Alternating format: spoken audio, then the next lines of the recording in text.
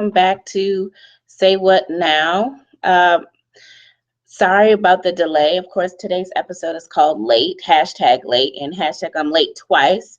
Today is Wednesday. We were supposed to broadcast yesterday, but unfortunately or fortunately, I had the honor of being with the students at Florida Coastal School of Law in Jacksonville, Florida. So thank you to the students and to the Black Law Students Association for having me out there to speak with them yesterday. I had a super fun time, but I got back late and just wasn't able to have the show on yesterday. So we're going to have it today.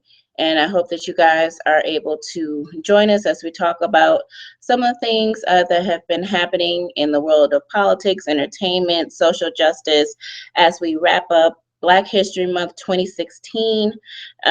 There's been a lot that's happening in the past week, of course, and so let's go ahead and dive in. As we talked about in the description of today's episode, we're talking about wrapping up Black History Month. We're talking about the fight, honestly, for the Supreme Court Justice, or who will be the ninth Supreme Court Justice after Justice Antonin Scalia's death on about 10 days ago. And then also we're going to be talking about Trayvon, Jordan, Malcolm, as well as Nina, Barbara, John, and me. And what do all those things have in common? And so let's really start with what's going on in the political realm. Ever since Justice Antonin Scalia's untimely death on February 13th, just the day after or the day before Valentine's Day, we have been talking, even within an hour after we found out that he had passed away in Texas, everybody's talking about who's going to replace him and what is that fight going to look like. Like I told you guys last week, as soon as I heard about Justice Scalia's passing, I knew that it was going to flip over the race for the White House, but I did not understand how impactful it was going to be with the Senate and with President Obama. Everybody has been talking about who should the president nominate to replace Justice Scalia, whether it should be a Black woman, whether it should be just a person of color, whether it should be somebody else. Even today, they were talking about the White House vetting the Nevada governor, who is a Republican, but apparently he is a center-right Republican that some Democrats would like possibly, and maybe push the Senate into actually hearing his nomination and possibly confirming him. And then really talking about the Senate and the fact that they need to do their job and to hear whomever the president is going to nominate. But then also we were talking about how somebody posted an old, I think 1992 or 1993 video of then Senator Biden, now of course Vice President Biden, talking about if a justice should retire, that the next president should be able to nominate someone for the Supreme Court. Now, that thing was interesting to me because it was totally different, and people were trying to make it analogous to what the current Senate leadership is talking about in blocking President Obama's nomination. And I tried to separate those two things out. One, then Senator Biden was talking in theoretics. No one had passed away that was sitting on the Supreme Court. No one had resigned. No one said that they were going to resign before or during that race for the White House in 1992. So everything that he was talking about was in theoretics. And he said this at the beginning of his speech. His speech was an hour and a half. I did not listen to the whole hour and a half. But what I heard in the beginning was the most important part, which was, I don't know if anybody is going to resign or not, but if they do, I think this. That's completely different from, we already know that, unfortunately, Justice Scalia has passed away. There is a vacancy on the Supreme Court, and that vacancy needs to be filled. And the president has a responsibility, as it is outlined in the Constitution, that he has the duty to nominate persons to the Supreme Court, and the Senate must, with the advice and the consent of the Senate, which means that the Senate has to hold hearings. The White House has been sending out all these different memes about, oh, it took this person 72 days to be confirmed. It took this person 120 some odd days. This person, it didn't take any days. They had a hearing that same day that the person was nominated. My thing about it is that I don't really care how long it takes. I do think that it needs to happen, though. But we understand that there have been many other nominations that the president has had over the course of his terms for lower courts, the district court level, the Court of Appeals level, that the Senate has not heard from or has not had a hearing on. And so really that the people really need to push the Senate to actually have a hearing on this issue. And it needs to be done soon, so that this can be off the table. Now, something that I was hearing earlier today about, if they don't have hearings, then this is going to galvanize the base, particularly in the Democratic Party, for people to run or to push their senators, but also galvanize people to register to vote and to vote, because we understand that there are 20 or 30 seats up for 33 seats up for grabs in the Senate this year. And some of those senators are in these vulnerable states where a Democrat could possibly unseat them. And so I hope that it galvanizes people to go out to vote, because right now a lot of people seem disinterested in this 2016 election, unfortunately, which kind of brings us to what's been going on in the race as it stands right now. As you know, Donald Trump won again in Nevada. The Nevada caucuses for the Republicans was last night, Tuesday, February 23rd, and Donald Trump won almost 50% of the caucus goers' votes, which is just sad and amazing all at the same time. It's amazing that someone who really hasn't put forth many policy ideas has spoken very awful rhetoric about people of color, about women, about pretty much everybody across the board, can still get 50% of anybody's vote. Democrat, Republican, I could care less. But he can get 50% of the vote, and everybody else is scrambling for second, and trying to fight each other for the second slot, which is just it's amazing to me. I am deeply troubled by what Donald Trump is doing, and the fact that he can continue to roll on as if he has set forth the golden ticket for what we all need to do as Americans to make our country stronger than what it currently is. It's really kind of sad, actually. I know last Saturday was the South Carolina primary for the Republicans, and this Saturday is the Democratic primary for the Democratic primary in South Carolina, and it'll be interesting to see how that goes. Secretary Clinton has a commanding lead over Senator Sanders, and it really comes down, as it will in many of these southern states, to the Black vote. And unfortunately, it does not appear as if Senator Sanders has been able to galvanize the Black vote as I thought that he might be able to. There are many Black women take up the majority of the Democratic vote in South Carolina, and there was plenty of opportunity for Senator Sanders to really galvanize the Black vote, to go after the Black vote, to listen to Black constituencies all across South Carolina, from the upstate to the low country, from the CSRA to the PD area of South Carolina. There was a great opportunity, even though Secretary Clinton has a good name recognition in South Carolina. I think that there are plenty of people in South Carolina, from what I was being able to see, that were feeling the burn, as it were, and did want to hear what the senator has to say.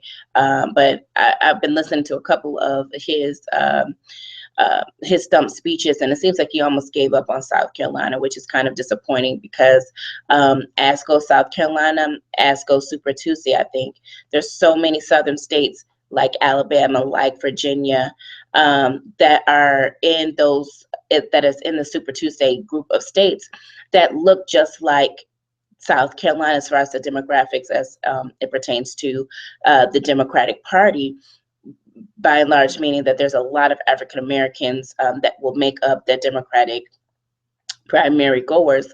And if you give up on that portion of your electorate, it I'm not sure what you're going to do going forward. So I hope that I just like to see. I'm still undecided, as I told you guys last week. I don't know what's going to happen by the time April rolls around and it's time for us to vote here in Maryland. But I would like to see a good exchange of ideas on what they would like to do to fix, to continue America on the road that it's currently on, and to strengthen it in places where it's weaker, like the infrastructure issue.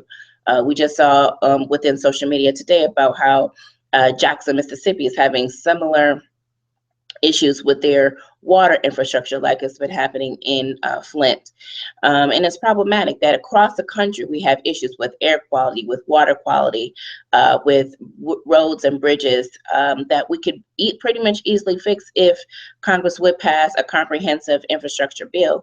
But because they're stagnant, because there's issues, because the politics in Congress is the way that it is, we haven't been able to do anything. And the people who are suffering are those who can least afford to suffer, which are the vulnerable people across our country, the low income folks across our country that already had so many hurdles that they needed to overcome, that not even being able to drink their own water, to attempt to boil water, even though you can't boil it if there's a lead problem, is deeply troubling. So I really do hope that they're able to fix it, and we can get some resolutions. I think that the elected officials in Jackson, Mississippi did a lot better than the folks in Michigan. I really haven't learned so much about it, so I can't speak on it in depth, but I hope that other elected officials have learned the lessons of Michigan, that you cannot cut costs in a way that damages your constituents. I understand that you need to balance budgets. I definitely understand that you want to be fiscally responsible, but you cannot be fiscally responsible and then those that are left to their own devices are the ones who can ill afford. You can't cut costs and then switch water and not test the water to see how corrosive it is. You cannot make decisions about landfills, and those that landfills will only go into low income and communities of color. It's ridiculous. So I hope that as we are looking towards the presidential races, that we're also looking at state capitals, at state senators and state House of Representatives, House of Delegates, if that's what your state calls them, to figure out what these down ticket items are, who is running for these down ticket items, all the way down to the school board level. Who is deciding what your children will and will not be educated on? How integral is Black history going to be taught within the whole realm of American history? Because it should not be a side class. It should be completely integrated or included in the discussion of American history. So those are some of the things that around the politics area that have been piquing my interest this week. And I kind of want to transition to those 6 names that I talked about at the beginning. So you have Trayvon, Jordan, Malcolm, and then you have Nina, Barbara, John, and me. So 7. So the first 3, unfortunately, February has a lot going on, obviously, when we're talking about Black History Month and we think about all the great people that have changed the landscape of America and the world who happen to be of African descent. And in February, because it's my birthday month, so I always think about those people who were born in the month of February, like Rosa Parks was born on February 4th. Like we recognize Frederick Douglass's birthday as February 14th. We think about W.E.B. Du Bois, who we recognize his birthday as February 23rd. But there are others who were born in this month that we want to celebrate their births, but also have a deeper meaning, like Trayvon Martin and Jordan Davis. Both of these young men were born in February. Trayvon Martin's birthday was February 5th, and Jordan Davis's birthday was February 16th. And these stand out to me because, of course, Trayvon Martin celebrated his 17th birthday and then was killed 2.5 weeks later on February 26th, 2012.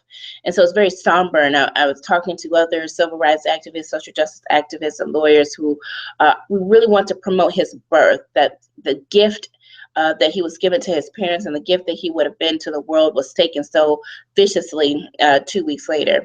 And when we think about the All-Star game, which happens to occur in February, and that was when he was killed as well. And so we always think about that when February comes around, that it has such an impact. And thing with Jordan Davis. Jordan's birthday, as I said, was on February 16th. And we understand that he was killed later in the year in November. And these boys, 17 years old, born 9 days apart, were killed 9 months apart. Born 11 days apart and killed 9 months apart. It's a reminder of what could have been. It should strengthen our resolve so that we continue the fight against the stand your ground laws. And I just saw something that came across our social media and our other electronic newspaper feeds, that Florida is trying to expand and strengthen the stand your ground laws in that state. So thank you to Becca Guerrero, who's doing great work down there in Florida. I saw that come across her social media feed, and we'll try to look more about this bill that the Florida legislature has introduced. It would be absolutely egregious for the state of Florida to expand this tragic law called Stand Your Ground. And I know it gets controversial because people talk about, oh, well, that's not what was involved in the Jordan Davis case, nor was it involved in the Trayvon Martin case, but actually it was involved in both of those cases. Even though George Zimmerman did not exert the Stand Your Ground privilege at the beginning of his trial, it was still involved with the jury instructions. They were clearly read out during the trial, because I watched every day of that trial, just like I watched every day of the trial of Michael David Dunn, who was tried and convicted, thankfully, of killing Jordan Davis and injuring his 3 friends that were in the car that night. And so for Florida to want to expand this law, and if you're not familiar with the Stand Your Ground law, I encourage you to go out and read about the Stand Your Ground law. But just very quickly, the Stand Your Ground law in Florida, first of all, it was the first in the country. So Florida was the template for the Stand Your Ground law. In 2005, it was passed, and then like a ripple effect with ALEC, it spread across the country. So now it's in just about every state across the country. And in Florida's version of the Stand Your Ground law, it says that basically wherever you set your foot, if you have the legal right to be there, then you can use force, including deadly force, to protect yourself. That's really the nuts and bolts of it. And not only is it, and in Florida's case, you can use it as a way to kick out a case before it even goes to court. In some cases, you can't use it prior to trial. You have to use it as a defense for your actions. And we saw that I believe it was the Tampa Bay newspaper did a full-on expose of the Stand Your Ground law. How was it used? Was it used disproportionately against communities of color? Was it disproportionately used on Black men? And you saw that it was definitely used. There was some disproportionate amount of use with communities of color versus white Floridians, but it was also used for stupid stuff, like somebody, they shot their dog. They were mad that they snapped at a dog and they shot the person who was yelling at the dog. And then they said that they felt in fear of their life, and so they could shoot and kill someone or shoot and injure someone because they were going to yell at them about their dog barking down the street. And that's an actual case. If you want to go look at it, you can look. I believe it is the Tampa Bay Times. I can't really remember, but either way it goes, it's been used for the most ridiculous things across the country, and particularly in Florida. So for Florida to disregard what the families of Trayvon Martin and Jordan Davis and countless other Floridians who have been killed because people think that they can go out and just use this so haphazardly, it speaks to the tone deafness, I guess, of some in the Florida legislature, We also know that there are others in the Florida legislature that have really been advocating to strip the state of the Stand Your Ground law. Many groups were in Tallahassee in 2013 to try to use the momentum that young people across the country and in Florida were galvanizing around the tragedy around Trayvon Martin's death to propel this issue forward to remove the laws from the books of Florida. And it stalled a little bit, but hopefully that we can galvanize around this again to ensure that Florida does not expand stand your ground laws. For the other, but in even though that we think about some of these tragic things, I also have to think about some of the good things as well. February 21st is a great day for me, but it's also a tragic day. For me, February 21st was my birthday. So February 21st was on Sunday. And I got to celebrate with some friends and we had a good time. But when I was growing up, I always was thinking about, well, what happened on February 21st? Besides my birthday, what else? And I always wanted to figure out, well, who was born on my birthday? And when I was researching, when I was younger, all like you would see on the if you think about Black history, if you look at different calendars and they say this is the interesting thing that happened in the day, the only thing that would show up would be Malcolm X was assassinated on this date in 1965. That's always been ingrained in me.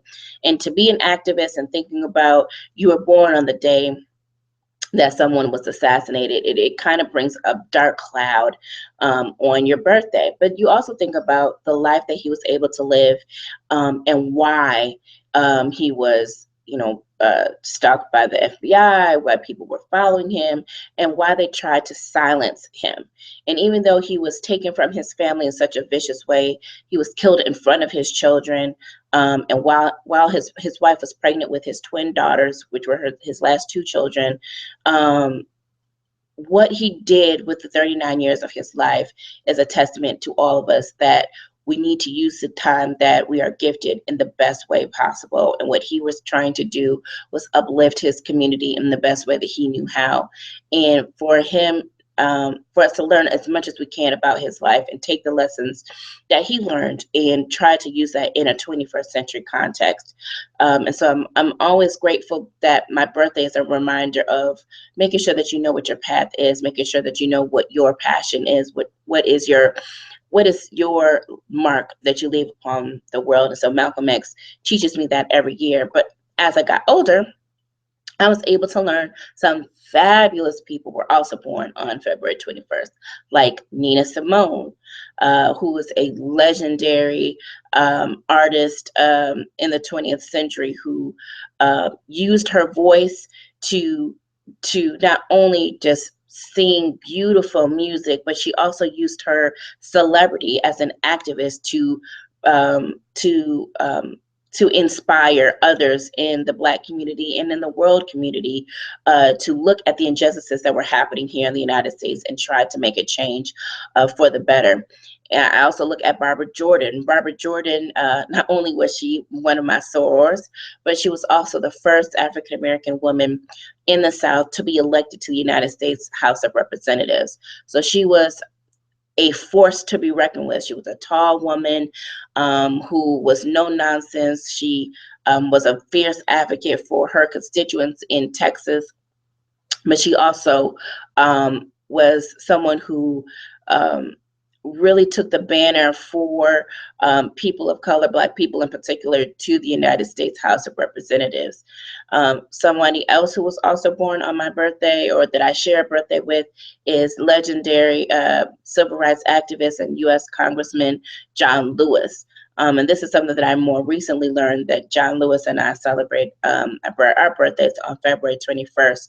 And of course, as you all know, John Lewis is just an amazing person who has literally and figuratively put his life on the line countless times for the betterment of this project that we call America. We know that John Lewis was a part of the Freedom Rides from Washington, D.C.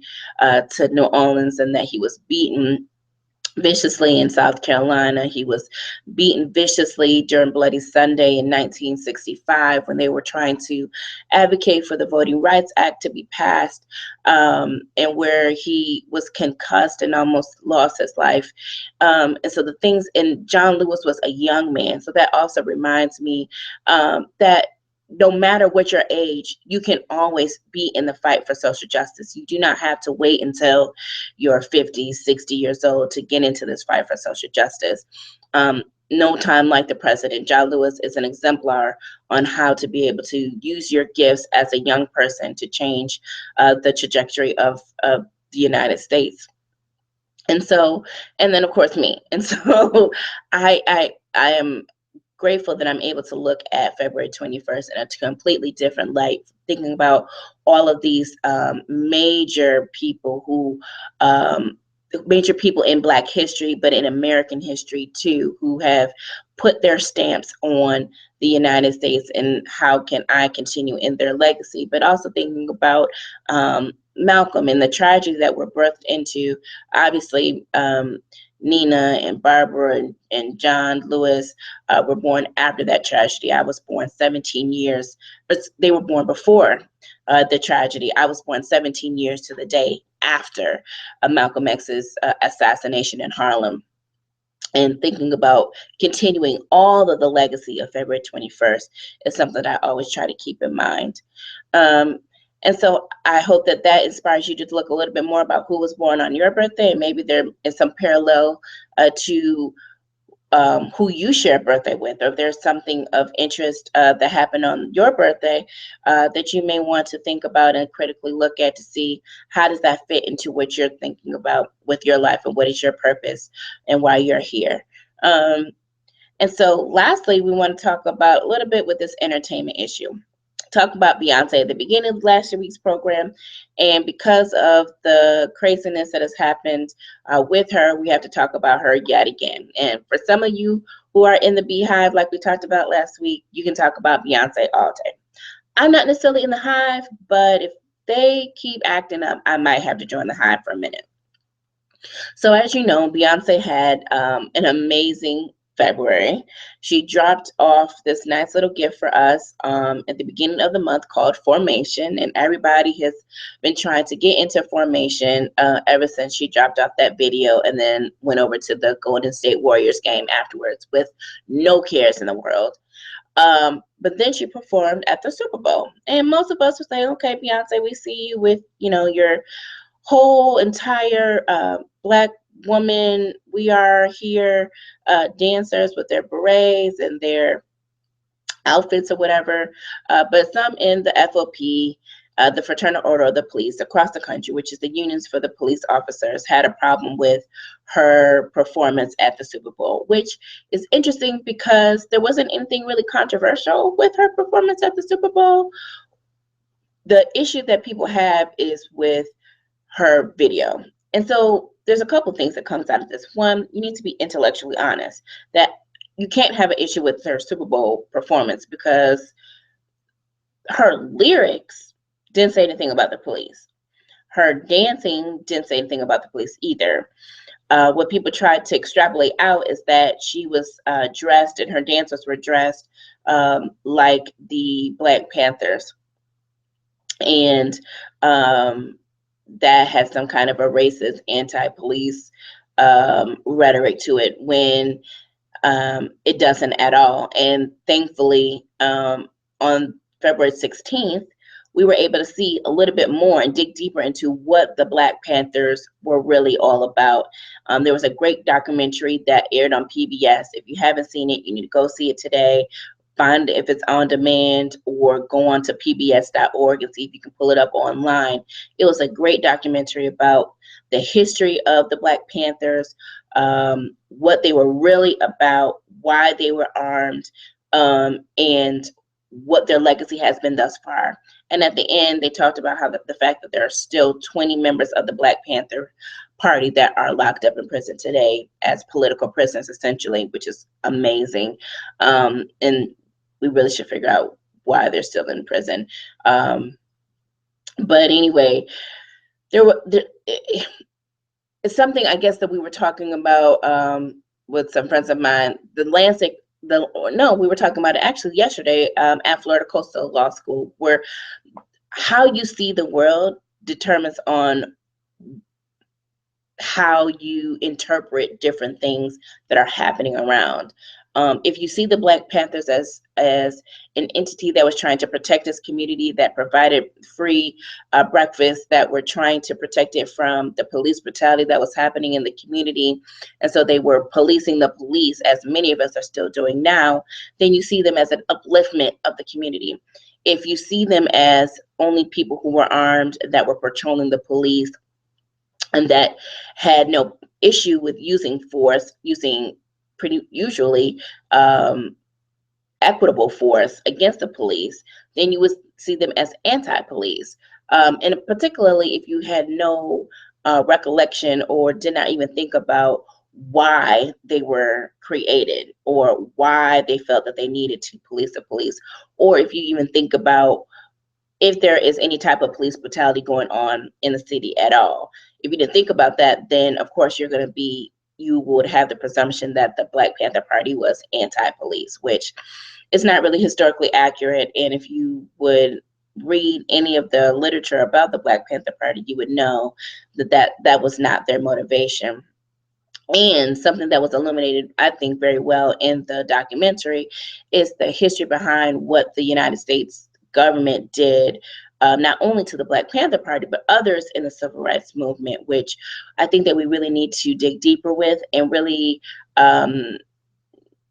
try to, in some way, if we can, hold the federal governments accountable for their actions against civil rights groups in the 1950s and 60s under J. Edgar Hoover. And there's been a lot of other types of documentaries that have come out recently.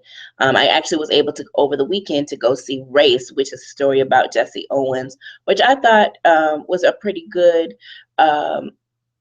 movie that, you have to pack everything into 2 hours. But I thought it was a pretty good movie to talk about his life, the fact that many did not want him to go to Berlin for the 1936 games, to talk about how Hitler was a tyrant, and the fact that they tried to hide the fact that they were exterminating so many Jewish people, all the while trying to hold the Olympic Games and be a beacon or standard bearer for Nazi Germany in the 1930s. The juxtaposition of those two things was just amazing to me. And then also the fact that we don't really talk about the racism and the segregation that happened in the North. And spoiler alert, in case you haven't gone to see the movie, in the beginning of the movie, it definitely highlights that aspect of Columbus, Ohio, and Cleveland, Ohio. The fact that Jesse Owens and some of his friends had to go to the back of the bus in Cleveland to board as they were going around the city. The fact that they were called everything but a child of God when they entered into Ohio State University in Columbus as a freshman, getting ready to join the track and field team. I hope that we can kind of think about these things as we talk about Black History Month and talk about the history of racial discrimination in this country as it happens today and as it happened throughout the course of history, that it was not just a Southern problem. It was a national problem, that it may have been more overt, more tragic in the South, maybe, and I'm saying that underscored maybe, but the North had similar problems that they had to deal with and that they chose not to deal with or try to shine a bigger light upon the South about. And I think that's interesting, just being a kid of the Midwest. I would like to look at that further myself when I get a chance to do so. But check out Race. I thought it was a really good movie. I encourage you guys to go see it and let me know what you think. Email us at saywhatcraine@gmail.com to let us know what you think about it, or tweet us at saywhatkcraine once you go see Race. And if for no other reason, that we want to make sure that we can get more films about our experience greenlit produced and put onto the big screen, I think there's a good reason for us to go. You don't want any kind of movie, obviously. You don't want trash movies. I don't think this is a trash movie. I thought it was a really good movie, produced. And I hope that you guys go see it, pay for it, and encourage some of your friends to see it as well and talk about it. I think that's pretty much all that has happened over the course of the week. We're looking at the laser light focus on South Carolina, like we talked about at the top of the show, figuring out what's going on, what's going to happen in this primary. Maybe we'll get a surprise, maybe not. If you guys are in the DC area, we're going to have at Busboys and Poets at the 5th and K location on Monday, February 29th, to round up or to wrap up Black History Month. We're going to have a caucus, a DC caucus of sorts, to talk about who are you going to decide to choose to vote for, if you could vote today. Would it be Bernie Sanders? Would it be Hillary Clinton? Or are you undecided like me? I get to moderate that discussion on Monday, February 29th at Busboys and Poets. So I hope that you can come out. Tickets are still available. So hit me up on my Facebook page or our Facebook page, facebook.com/saywhatKCraine, so that you can get your tickets for this event. It's almost sold out. So thanks so much to Marcus, my friend Marcus Ware, for inviting me to be the moderator for that event. I think it's going to be a fantastic event. And hopefully we can get a really robust dialogue about the real policy ideas for Secretary Clinton and for Senator Sanders to really dig in, because if the issues over the last 2 weeks have shown us nothing else, is that this election absolutely matters, and that all elections matter, and that all offices matter. We can't just focus on the presidential race. It's going to shoot us in the foot every single time. We have to think about all of the different races that are happening every single year, from city council, the water district, the school board elections, all the way up through the presidency, because every level of government has an effect on your life, and the closer you are to your home, the more effect it's going to have. You can't just focus on the presidential election and not focus on the school board election, when that has such a direct impact on your everyday life, the lives of your children or your nieces, nephews, or little cousins. So I hope that you guys are learning about your candidates for office, that you're getting engaged with them, going to their town hall meetings or their public meetings to figure out what are they going to do for you and for your family and the people that you care about, and contrast them, and kind of get away from these personality attacks, unless it is integral to what they're trying to do, right? So we hear a lot of things on the ads or in the radio about, I don't like this person because X, Y, Z. No, unless it really is a character trait that is integral to you doing your job, I need to know what kind of policies that you want to put forth. I need to know how you are going to address mass incarceration, how are you going to address income inequality, how are you going to address the banking system, how will you address the educational system, how do you make sure that we can have free public education and it be equitable across the country, equitably funded, equitably resourced, equitably with the buildings, the types of buildings that are had across state lines. How can we make sure that all of us have the access to that which we should have in the richest country on the planet? How do we make sure that we can have clean drinking water, no matter if you are in Flint, Michigan, or Ann Arbor, Michigan, or the wealthiest part of your city or your state? We really have to make sure that we are engaged. And I hope that this Supreme Court fight will get you engaged, or I just hope that you figured out that we really do need to be engaged with the political process. If you don't follow politics, somebody else is, and they're going to be making the decisions on what happens with you and your family. So until next week, I thank you guys so much for joining us on Say What Craine. You can go to our YouTube page if you didn't get a chance to see us this evening, or go on to our Google Hangout page and you can play it back ask questions, and hit us up on Twitter and Facebook. We'll be back at our regular time next week, Tuesday at 8 p.m. on Google Hangout and YouTube. So send us any questions that you may have or any topics that you want to discuss.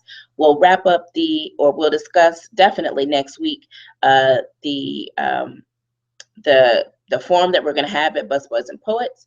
And if the president decides on nominating anybody for the Supreme Court, we'll definitely have a discussion about that. So until next week, take care. Bye-bye.